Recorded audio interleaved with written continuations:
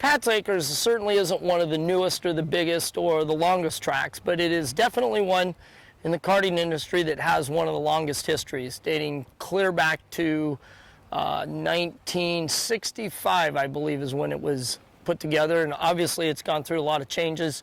But even by today's standards, it's still judged as one of the most physically demanding and probably one of the most technical tracks in the country.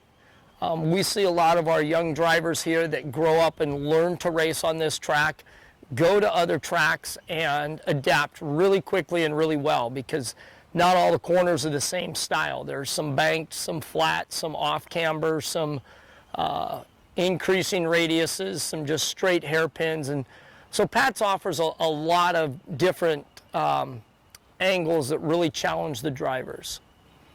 So Pat's Acres is very excited to be the final round for the CANAM series in 2015. This track has played host to a CANAM event now for the last 2 years since the inception of the series, so this will be the third round located here. It's kind of one of the settings and one of the facilities that plays well for kind of the finale to the series. It's typically one of the biggest draws as far as the number of entries, and that can be either the time of year that they run here, just the fact that a lot of people enjoy coming here. The staff works very hard to keep it a very family-friendly environment and make it very inviting. So, but the CANAM series will wrap up here. There's some tickets on the line in this year's finale. We're excited to be part of the CANAM series. The original intent of the CANAM was to create a very legitimate competitive series for the GOROTAX racers in the Western United States to go to during the summertime.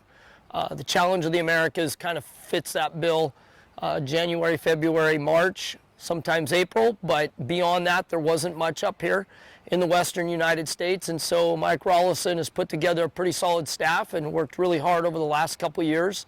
One thing that I will say about Mike and his efforts in the CANAM series is even when the entries have been down a little bit, things have struggled a little bit, Mike does not take any shortcuts. He never shortchanges the racers on the program that they're going to get. They always get a lot of track time. He does what he can to bring in a rock-solid staff. He hires good people, and Mike puts a lot of energy and effort into making sure that the series is run as best as possible. So as the finale to the 2015 CANAM Karting Challenge Series draws near, make sure you go to canamkartingchallenge.com.